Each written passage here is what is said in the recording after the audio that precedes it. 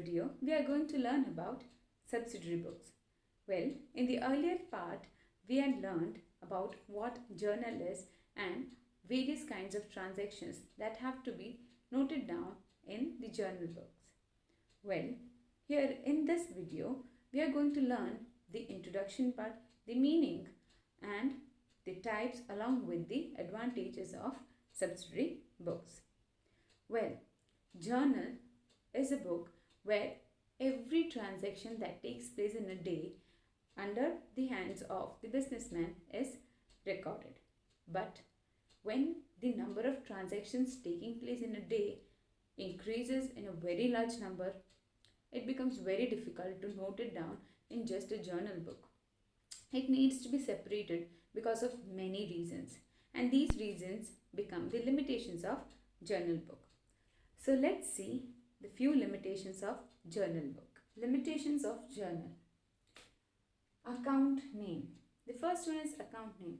That is because while recording the transactions in a journal, the names of the accounts have to be written now and then. This is a repetitive process, and maybe the person posting it or just journalizing may get confused. So it is a limitation of the name of accounting, the account. Next is posting. For journalizing and even posting, debit and credit occurs for a transaction. Every transaction has the debit and credit, and due to this, the person doing the work of journalizing and posting, he thinks or he or she may feel that the work is very repetitive and may get bored. So there are chances of making silly mistakes, due to which huge losses can occur. The third point is difficult to manage. This is in terms of the volume of the book, as it becomes very bulky, repetition in the transactions, in the sense regarding, for example, the sales. Sales occurs in a day, maybe 50 times or 100 times. Every time this person to sale or cash to sale, this sale, the word of sales account has to be repeated every time, due to which the space increases, and because of which the pages increase, and this increases the volume of the book. So it becomes very difficult to manage the books. So it is a limitation of difficult to managing the books. Third is prompt. Yes, in journal book, though we write the ledger folio numbers, but it is difficult to get the prompt answers for any queries. For instance, if someone wants to search regarding the sales done by a person on a particular date, then the person who is writing the journal book has to check that day, that date's journal entries, and amongst those entries he has to check for the transaction. This becomes time consuming also, so it does not give any prompt on the spot answer. So this is also a limitation of journals. Next is the control system. It becomes very difficult to get an effective control system because it's time consuming, and even at times if a single page is torn off or is not managed properly, then the whole system becomes difficult to be managed. So the control of the system has to be taken care of, which becomes a limitation of journal. These are the 5 limitations of journal. Other than this, time and manpower is also a limitation. Now, after seeing the limitation of journal, it becomes important to make the work of the person journalizing and posting easy, and that's when the rise of subsidiary books comes into existence.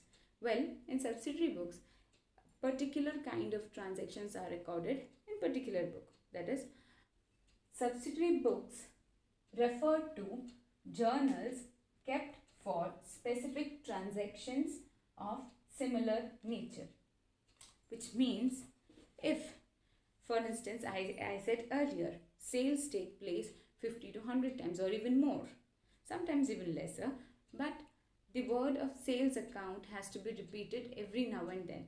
So the transactions related to sales, if recorded in a book, separate book of sales book, then the query related to sales can also be obtained at a point, and it becomes easy to bifurcate every transaction. So it becomes easy with the help of subsidiary book. So the subsidiary book refers to the journals kept for specific kind of transactions of similar nature. This subsidiary books are also known as day book. So anywhere if it is asked for what is the other name of subsidiary book, then it is known as day book. Now, after seeing the meaning of subsidiary book, let's see the types of subsidiary books. Here, a table is given for showing the types of subsidiary books.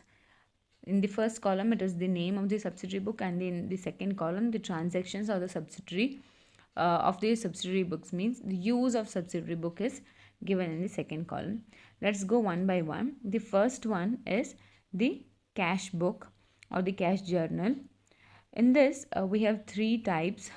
The first one is the single columnar cash book, means for simple cash book. It's a simple cash book where only the recording of cash transactions takes place. The second type is cash and bank columnar cash book, or cash and discount columnar cash book, or the bank and discount columnar cash book. In short, two columnar cash book. Here the transactions regarding the cash and bank or cash and discount or the bank and discount are recorded. The third type is cash, bank and discount columnar cash book, that is three columnar cash book. Here for the transactions related to cash, bank and discount, all the three are recorded in this type of three columnar cash book. The second type of subsidiary book is goods subsidiary book, where we have the four different types of books. The first is the purchase book, where the credit purchases of goods are recorded. Second is the sales book, where the credit sales of goods is recorded. Third is purchase return book, where the credit purchase return of goods is recorded. And the last is the sales return book, where the transactions relating to return of sales return of goods relating to credit sales is recorded. Now, the third type of subsidiary books is for the bills. One is the bills payable book, where the transactions relating to bills receivable or drawn is recorded. And in the second one, that is bills payable book, the record of bills payable or the bills accepted by someone else is recorded. Okay, and the last type is journal proper. Here the transactions which are not covered elsewhere in any of the subsidiary books said above, that is cash book or goods subsidiary book or the bill subsidiary book, are recorded over here in journal proper. So journal proper records those transactions which are not recorded in any other kind of subsidiary books. Now let's see the advantages and benefits. There are mainly two advantages of subsidiary books. The first is division of work, and the second one is the division of labor. Well, the division of work means when a person has to do the work like journalizing every transaction taking place, it becomes difficult for him to segregate everything, and even there are chances of making mistake. So with different books for different transactions, the work becomes easy for the person journalizing. In the other way, the burden of the person also gets reduced. In the second one, the division of labor. When, for example, a businessman allots a person for writing journals and another person for writing transactions related to sale, the other person for the purchases. These people have expertise on their field. So this divides the work amongst all these three people. So here the expertise knowledge in the field of different transactions is obtained in different books.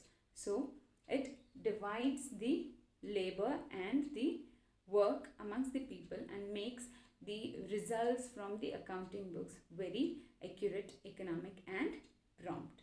Now, with the advantages of division of work and division of labor, we find to see a few benefits of subsidiary books, and they are audit work. It becomes very easy to conduct the audit work of any book. Well, if someday the owner of the business feels that I need to check the purchases of the month, then just by looking into the purchase book, he'll get the information of the purchases occurring day to day from the starting till the ending of the month. So the audit of the work can be very easy. Second is the preparation of accounts. Yes, with wages books, the accounts can be prepared easily. Even the posting in the ledgers can be done very easily, and to get the information also, this becomes very easy and the prompt results are obtained. Next is analytical information. Analytical information means analyzing. If a businessman wants to compare the sales or purchases he has done last month and at present month, then he can compare them just by looking into the sales book of this month and the previous month. So analytical information can be obtained quickly. And time, as we all know, with division of work, the time needed to record becomes lesser utilized than the normal one. So these are the benefits of the keeping subsidiary books. Hope so you've understood the concept of subsidiary books, the meaning, the types, advantages and benefits of subsidiary book. Please like, share and subscribe to my channel. Thank you.